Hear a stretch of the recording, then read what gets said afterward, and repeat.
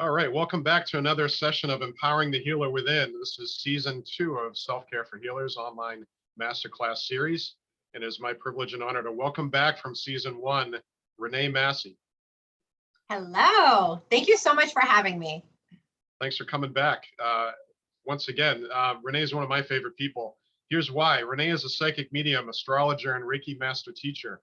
She's a dynamic mentor who teaches empaths and energetic sensitives to step into their authentic truth, reclaim their power, and step into their gifts. And I know firsthand because I've had a reading done by Renee, and we've worked on things in the past, and Renee is probably one of the most powerful energy workers that I know. And I'm not going to gush on you too much, but welcome, No, keep welcome going, back. Thanks for coming back for season 2. Thank you for having me. Yes. So your topic today, a very important topic, empathic duality and boundaries, and the need, obviously the need for self-care as an empath. When in your life did you realize that you were empathic? It's actually really funny because I've been an empath like my whole life, but I didn't even know what the word empath meant up until like a few years ago. So I feel like it really hindered my ability to step in my power, which is why this is such an important topic for empaths, because I think there's a lot of people walking around out there that have empathic gifts and they have no idea that they're empathic, and they definitely don't know how to really bridge that gap between being unevolved to evolved. Because if you don't know what's going on, how can you possibly come up with a solution to that problem? Yeah, it's kind of sad. So you have a lot of people that are empathic and don't know, so they feel bad and they don't know why, and they feel good and they don't know why.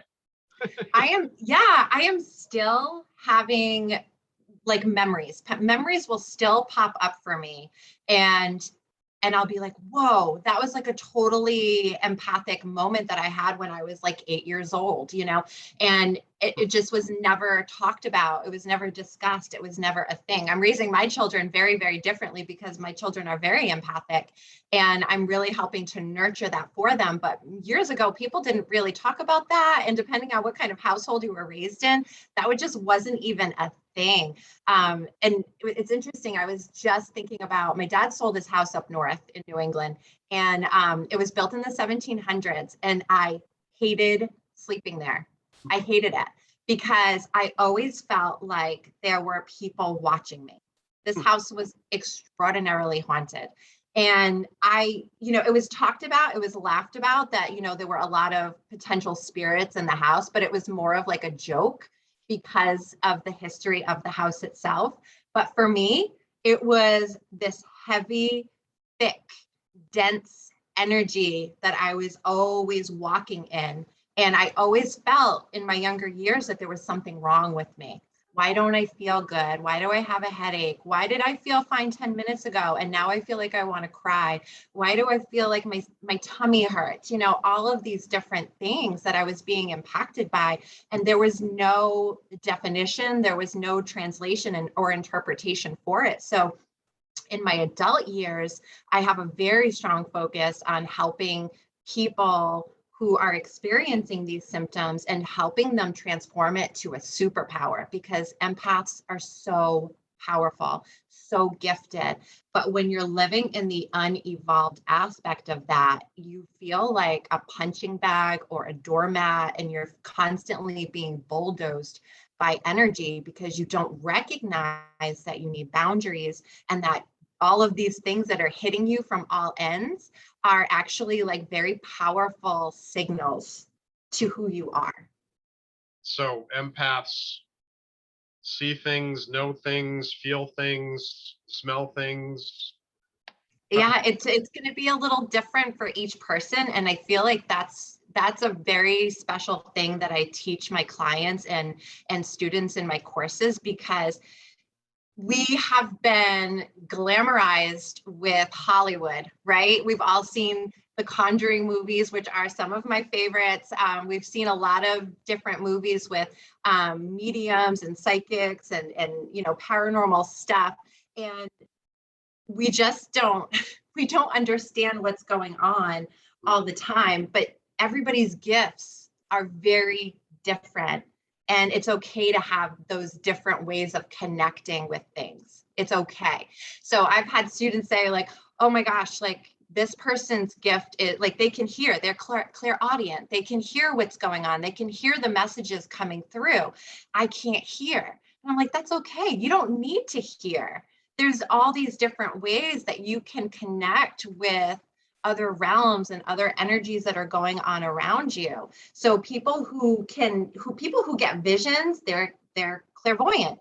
They're tapped in more to their third eye. So they have that deeper inner vision where you may get flashes of images and it might stream through your mind like you're remembering a dream.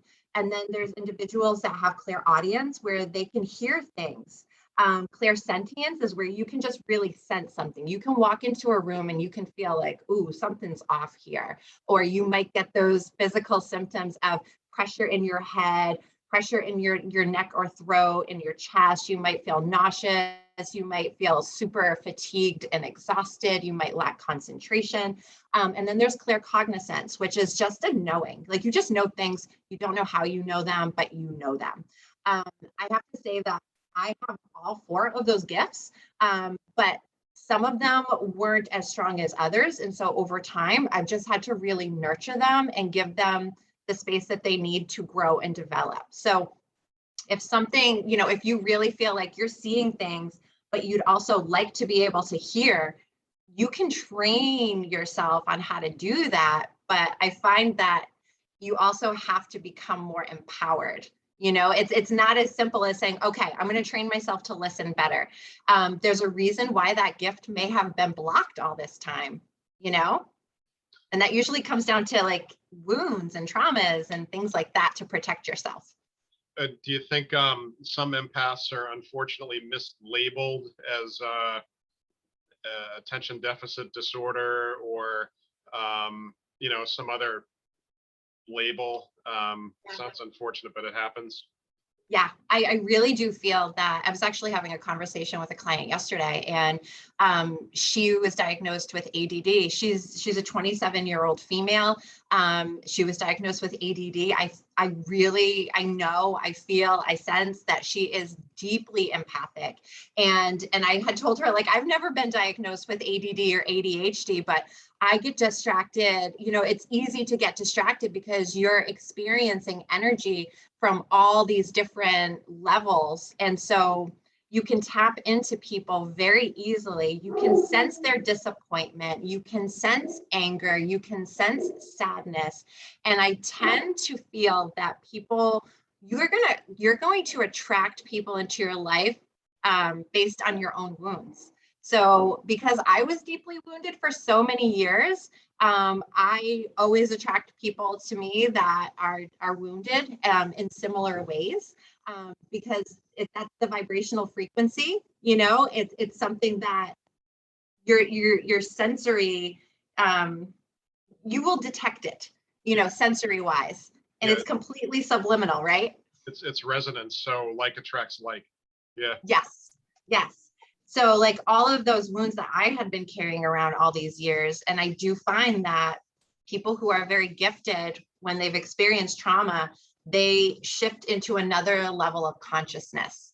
So when I was experiencing different traumas when I was much younger, it's almost like you dissociate. And to endure what you're experiencing because it's a survival technique.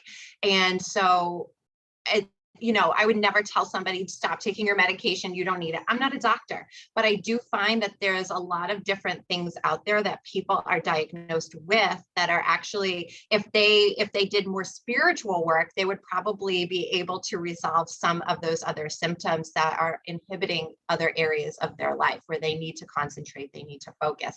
They're being overwhelmed with so much energy that they're just like boom, boom, boom, boom, boom. They're like little pinballs all over the place.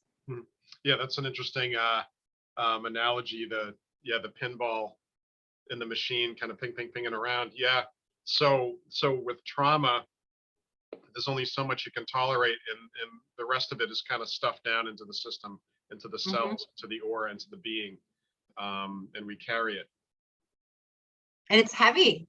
Yeah. It's really heavy because so a lot of the people that work with me, some of them, they don't recognize that they're wounded. They just know that they want to up level. They want to raise their vibration. They want to, you know, they want to ascend to higher dimensions and stuff and have those experiences.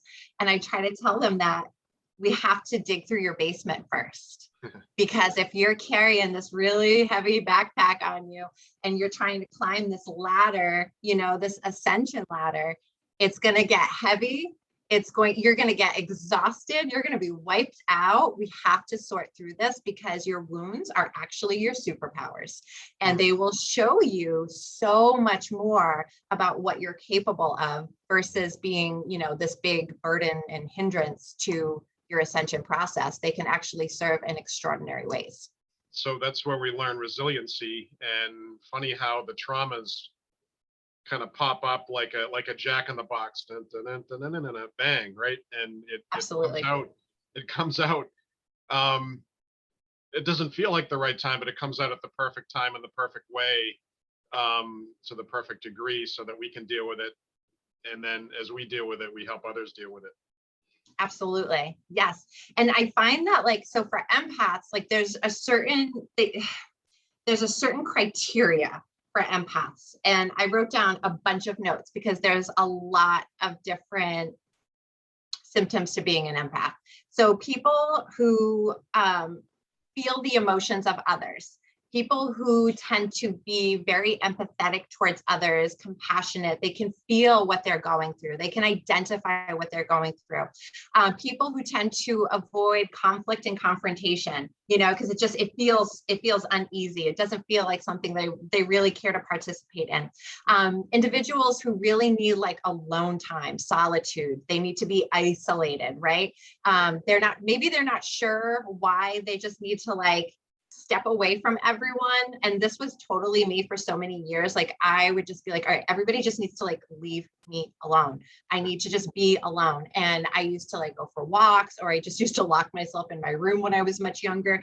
But those are very empathic tendencies, because you realize that you need to like totally just shut everybody away from you. And right? The possible mistake is that you think you're an introvert, that you need that alone time because you've got to recharge your batteries, and that doesn't make you an introvert. It just means that you're processing your stuff and somebody else's stuff, and potentially a number of other people's stuff, and you need that downtime to yes, yeah. Exactly. Yeah, I actually, it's so funny because I know this is going to surprise you, but I'm a total extrovert. Shocker. But I remember being a teenager, and I had taken a psychology course in high school, and I was learning about extroverts and introverts, and I was like, I'm totally extroverted, or am I? Because I'm totally introverted too, because I had those tendencies where I would love to socialize. I loved going out. I loved meeting new people. And once I was done with that, it was like, I didn't want anybody to call me or stop by my house. I didn't want to talk to anybody. And I would do that for probably like at least a day or two at a time, where I would just shut down. And when you're living like that, it doesn't feel like you're in control of your life. You know, you're not, you feel like everything is out of control, and you feel like there's probably something wrong with you, because how can I be so happy to be around people and yet be really afraid of crowds, and I get really overwhelmed and I feel sick to my stomach. And, you know, those were all things that I went through. As I hated crowds. I still don't really like crowds. You know, it's very overwhelming energy sometimes. And I feel like people who also experience like a deep connection to nature and animals, you know, you're insightful, you're intuitive. These are all symptoms of being empathic. These are all symptoms, and there's more too. You know, you have this connection, and you can't really explain it. You don't know why it's happening. You don't know what it means, but it's there. And when you don't know what to do with it, it puts you at such a disadvantage, because that's when you tend to go into more of those people pleasing, methods, like we don't want to upset anybody. We don't want to disappoint people. We can feel that they're upset or disappointed, and we want to avoid that because we don't want conflict. We don't want confrontation.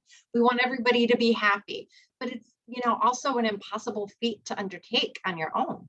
Mm. Yep. And you don't want to have to change yourself.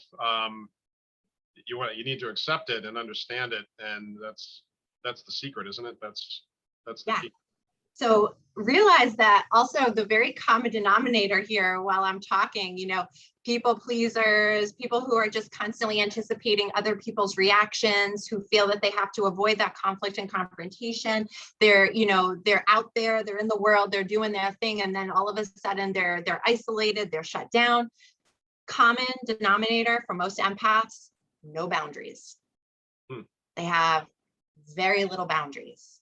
And the way I see it is we have our primary energy centers, we have energy centers outside of our body, we have our auric fields. And that means that there is a place in which your energy will begin and a place in which your energy will end, right?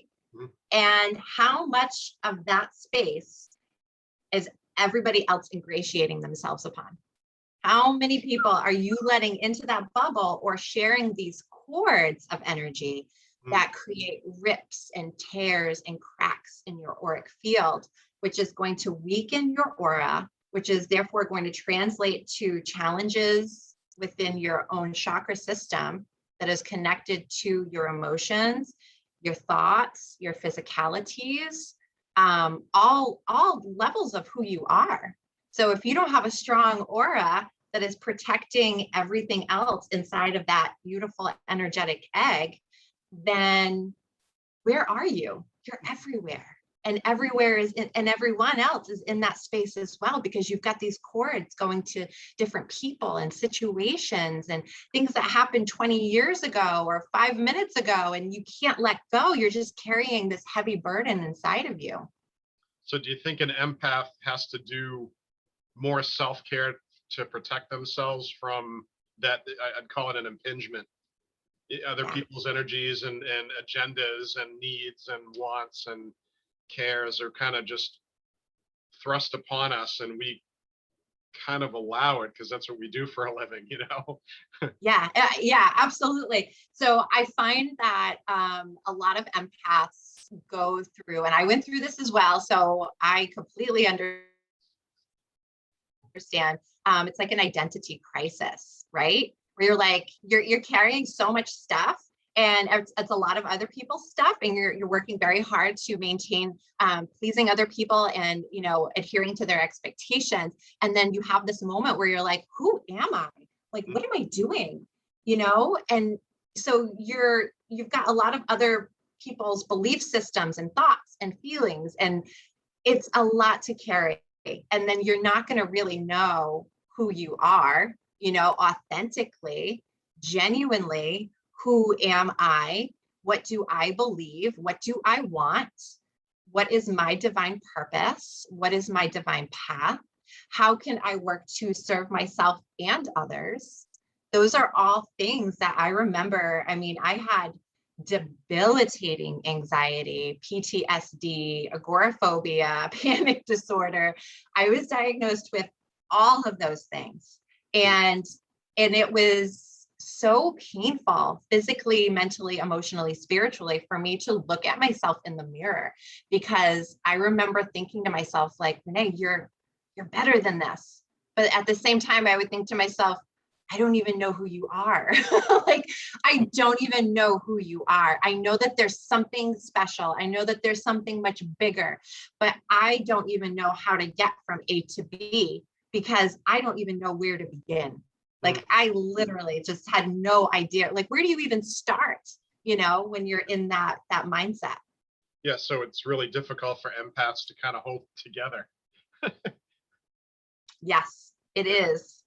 And then on top of all that, we have an extraordinary expectation of ourselves, of what we should be doing, because we've been maintaining these relationships, whether it be, in your home, amongst other family members, your friend circle, your coworkers, think of all the different circles that you are probably participating in, and you're trying to juggle and hold all of this energy for everyone.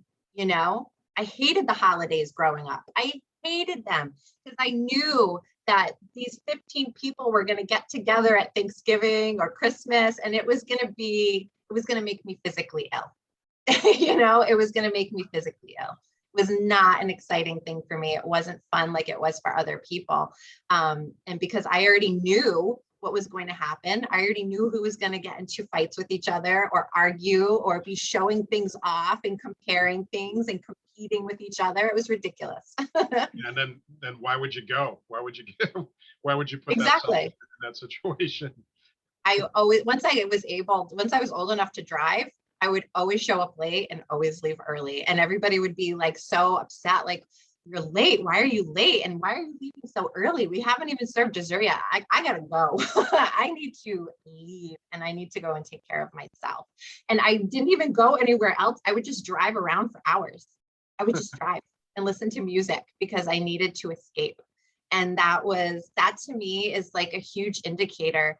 If you feel like in your life there's no freedom and you just need to escape, and the reality that you're living in is not working anymore, you're just repeating the same vicious cycle over and over and over again. And you want things to be better, you want more clarity, you want to be able to help people, but at the same time you're not taking good care of yourself.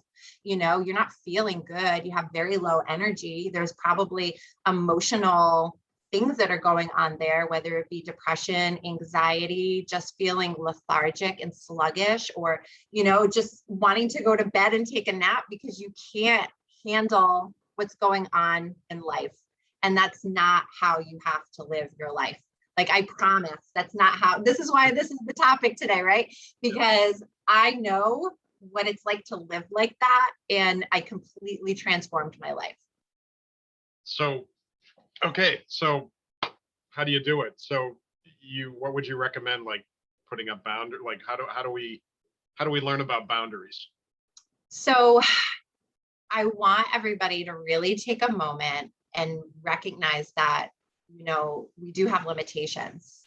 We're human beings.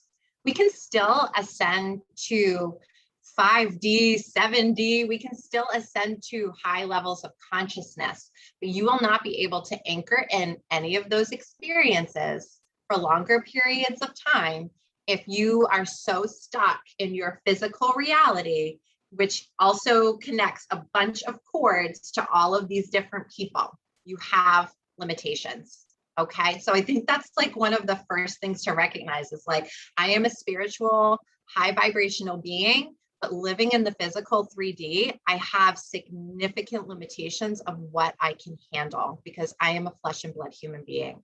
And I want people to really like take some deep breaths and recognize where your energy begins and where your energy ends. So your auric field can go several feet out away from your body. And the idea would be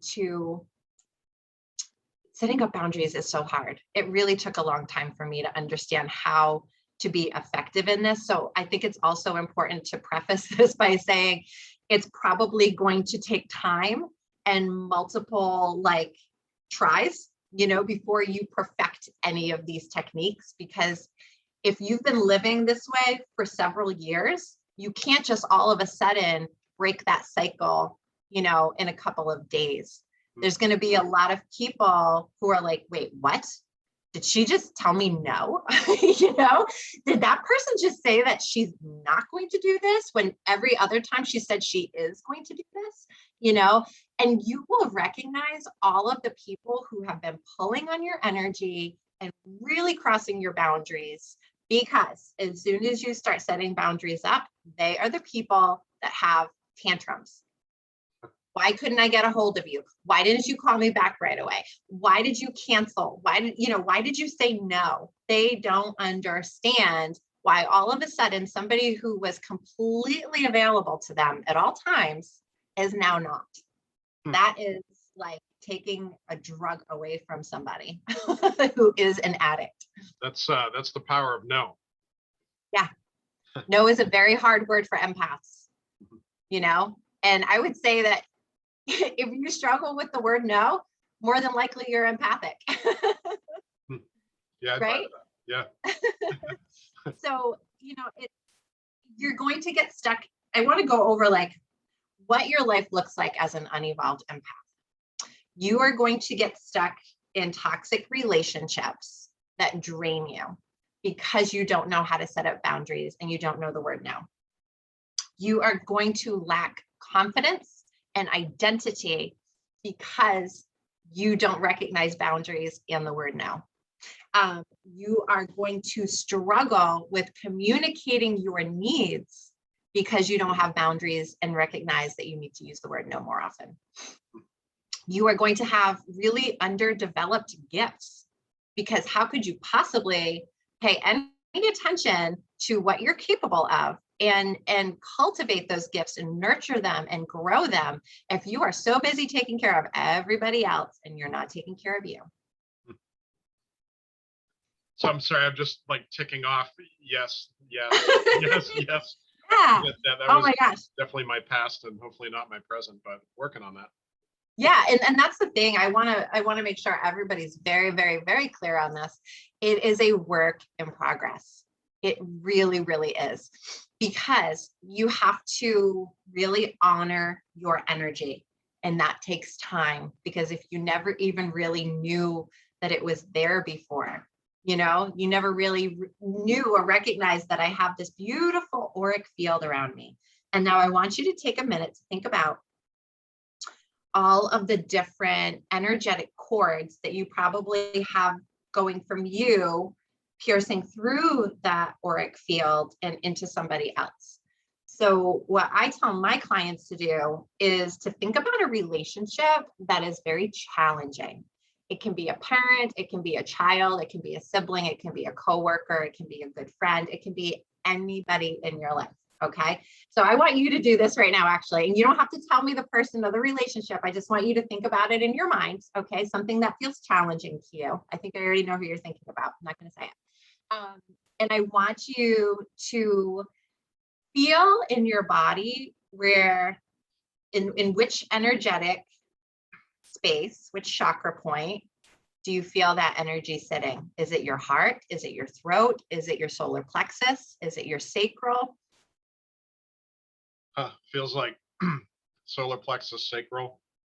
Okay. Yeah. So that tells me that that's where the cord of that relationship plugs into you. And you might have more than one cord in that relationship.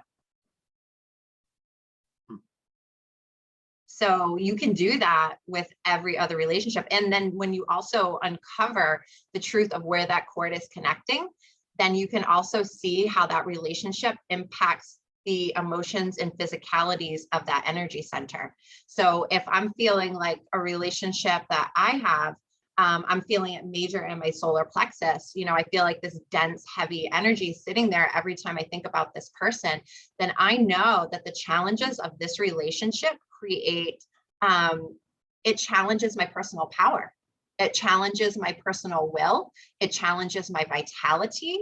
It, everything that the solar plexus represents, it's challenging that part of who I am, And so what do we do about that? We cut the cord. Unless you are pregnant or breastfeeding, you do not need to have a cord with literally anybody. You really don't. That cord, they don't need to be there. A cord is something that creates influence over your life. And more than likely, it's not a healthy influence over your life. So I've worked with people that, I'm like, you can totally cut the cord to your spouse or to your child. It's not going to damage that relationship. It doesn't mean that you're cutting that person out of your life. It means that you're releasing the negative influence that relationship has over your energy, because you're releasing that cord. So interestingly, when we're born, we're connected to our mother through the solar plexus, through the umbilical cord, and of course, for us to be living in this world, we have to cut that cord. But because it plugs into the solar plexus, our mother is very heavily influencing our identity and our self-talk and how we feel about ourselves. And so the mother is huge on that one. Yeah. And that's actually, and that's where I feel it as well. When I think of my mother, and we've always had a very challenging relationship. You know, I love her, but there's a lot of not great stuff there, you know, that happened from the time I was a very, very, very, very small child, since I was a baby. And so cutting that cord it was like I had a lot of fear. I had a lot of fear and I had a lot of guilt going into that. This is something that I did probably like 4 or 5 years ago. But I knew that, like, to me, I'm just going to put it all out there. My mom's an alcoholic. I had been her emotional hostage for many years. And as an empath, it was an abusive relationship emotionally, you know? And I would always feel guilty if I wasn't doing something to help her in some way, you know? And that's not my job. That's not my responsibility. It's very important when we're setting boundaries. One thing that I want you to recognize, and I want you to think to yourself is this my responsibility? Because empaths take responsibility for everybody's thoughts and emotions. We don't want them to be upset. We don't want them to be disappointed. We don't want them to be sad. So we're going to take responsibility for those emotions and make sure that we do something to fix it, right? So, yeah. But what are we really responsible for? Everybody's responsible for themselves and their own karmic journey. Yep. In IET, we learn about shoulds and the problems that can happen when you worship the opinions of others. And of course, a lot of people that learn IET are probably empathic, if not all of us, because we all carry those opinions like Atlas. You know, they weigh heavily on our shoulders, and we're like carrying the earth. But my thought on that is, it's not necessarily bad unless we think it's bad. Yeah, it's about perspective, right? It is a catalyst, or it is a learning lesson. Yeah, it's everything that we're doing is learning. Everything that we're doing. And, you know, I've committed to myself that I will always be engaged in my own healing. You know, I still deal with things that, because I find that, like, when you're in a healing process, you're going to just go deeper and deeper and deeper, because the more that you are able to ascend in consciousness, the more that spirit is willing to show you, because spirit knows that you can handle more, right? So you just end up going deeper with those wounds, where when you first start out, you might only be able to handle the first few layers. But as you ascend, as you grow, as you learn, you can handle more. And those wounds that you're now seeing more visibly as you do grow, you'll be able to transition through them a lot faster, you know, where those initial wounds might take months and years to really process. Once you get further along in your journey and you really understand and appreciate the healing process and how it serves you, then you go deeper and you're able to kind of clear those things at a faster rate of speed, so you can get back to living and get the lessons much easier. So this is the work that we all need to do. This is the very essence of self-care. Yeah, it is. And I've committed to that this is, I will never stop learning. I will never stop growing. You know, it doesn't matter how great of a medium you are, or astrologer, or Reiki master, like, there's always more to do. There's always more to learn. There's always more to heal, and different ways to expand. So I've committed to that process. So and my angels and my guides know that.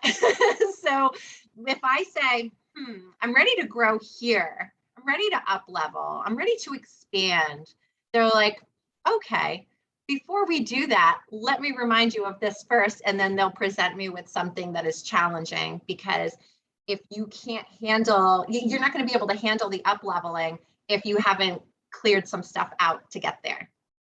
So it's kind of the age-old question: why are we here? We're here to learn a lesson, or two, or many.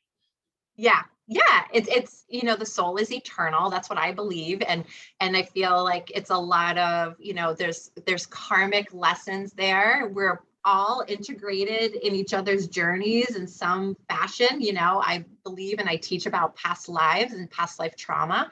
And it's, we're so much bigger than most people would think that we actually are. You know, we're not just these, I don't know, evolved apes walking around, and we wake up, we go to work, we do something else, and we eat, we go to bed. You know what I mean? Like, it's not like that.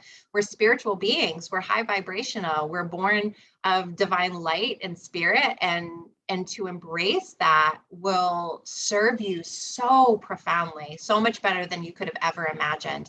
But empaths who don't recognize that power are living with a lot of pain and a lot of suffering, and probably developing health issues as a result of it as well. So how can empaths embrace their gifts? How can they do their work? Well, they need to call me. They can start there, but no, I think it's really important to, like, when you were kind of going through that checklist in your mind too, you know, like, is this stuff that is affecting me? And do I get stuck in toxic relationships? Am I a people pleaser? Do I struggle with saying no? Do I avoid conflict and confrontation?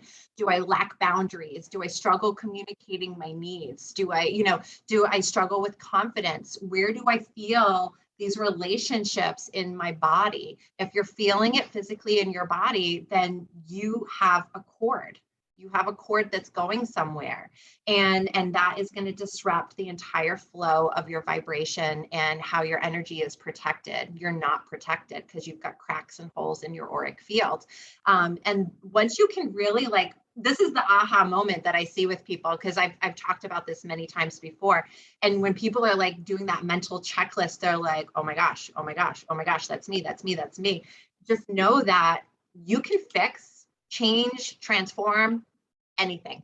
If you want it, you can achieve it. If you're willing to do the work, then you will absolutely create that abundance in your life. You do not need to live in fear or scarcity or lack, or, you know, completely wounded and out of balance. It doesn't have to be that way. So the first thing is saying, like, I want to shift this. I want to transform that. I don't want to live like this anymore. I'm ready to break the cycle. So that could be as simple as just recognizing that there's an issue and then setting an intention to change it. Yes, intention is so powerful. I mean, really, that's what magic is. When people talk about like doing magic and doing ritual and stuff like that and ceremony, what you're doing is you're using energy and intention. That is magic. And you can add other things to it to enhance the vibration of that magic, right? By lighting candles and using different things like herbs or crystals and incense, and, you know, all those other things are just to enhance the practice of your intention. But once you create an intention, you have the power to manifest anything that you want, anything that you want. But you have to also be in a vibration that you feel you are worthy to accept and receive what you desire. So it has to feel authentic. Mm-hmm. Yeah. Yeah. People who say, like, I want to make $1 million next year. Fantastic. Sounds great. How do you do that? You need to align yourself with a millionaire mentality. Yeah, because Wayne Dyer said it perfectly. We don't manifest what we want, we manifest what we are. Yes, exactly. And so if you're in fear consciousness or scarcity consciousness, like, I don't have enough this, I can't do that, I struggle with this never happens for me, it always ends up bad, blah, blah, blah, blah, blah. You can't go from a space of lack to a space of abundance. You have to really change the mindset, the framework of how your thoughts flow. And we've talked about this many times. What is it, 60,000 thoughts per day? How many of those thoughts are geared towards abundance, towards evolution, towards, you know, learning, towards growth, towards empowerment and confidence and love and empathy? How many of those thoughts are geared towards high vibrational energies and intentions? Something to think about, right? Yeah, Dr. Joe Dispenza talks about how probably 90% of our thoughts are in the past, in the in the subconscious, which is probably negative or traumatic based, and we're just kind of ruminating over the negative. And then, so if you have 60,000 thoughts a day, 90% of them are negative. Earl Nightingale used to say, the strangest secret is we are what we think about, and we're thinking about negative stuff all day. Yeah. So then why else would you get positive in your life if you're thinking about negative? Yeah. So everything that we've just talked about with empath duality, the unevolved empath, where do you think their thoughts are? Where do you think the thoughts are of somebody who's being pulled in a million different directions, overwhelmed, scattered, fear-based, not giving themselves time and self-care, not setting effective boundaries? What do their 60,000 thoughts look like? I don't want to even think about that at all. Yeah. So what does empowered, evolved empath look like? Boundaries, confidence, good communication, healthy stream of thoughts, healing, evolution, development, expansion, growth, manifesting your desires and your dreams and your goals into your life. And let me tell you, when you really start setting boundaries, all of the people who don't belong in your energy field, they will just simply drop off. Because when you start raising your vibrational frequency, those people can't go from here to here. They just want to bring you back down to their level, right? They just want to drag you back down here. But once you start climbing high enough and you realize, oh, I'm never going back down there again. I don't deserve that. This is not the design of my life, right? Then these people just start kind of falling away. You don't have to do anything else. They just go. Yeah, so your friends from high school, college, whatever, family members, even people you do business with, all those, yeah, the lower vibration people will just disappear, but better yet, new people will come into your life that are more helpful and more resonant with you. Yes, you're gonna, like we said before, and you said it, the resonance of what you are is what you're attracting. And you're going to attract the people who are in vibrational alignment with your frequency.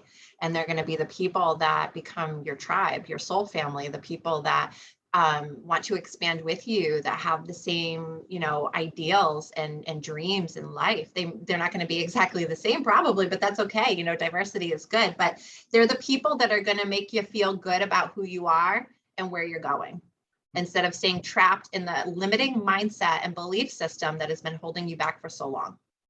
Mm-hmm. So what popped into my head, and I hope it seems slightly relevant, is where does your accent come from? The way you talk. So I'm from Boston, so I have a Boston accent. I can turn it off. Sometimes it pops out, and it's might be annoying to some people. According to the show Where the States Got Their Shape, season 1, your accent comes from the people you hang out with, your childhood friends, not from your parents, not from your school. The kids you choose as your friends create your accent. So does your accent change as you change your friends? Absolutely.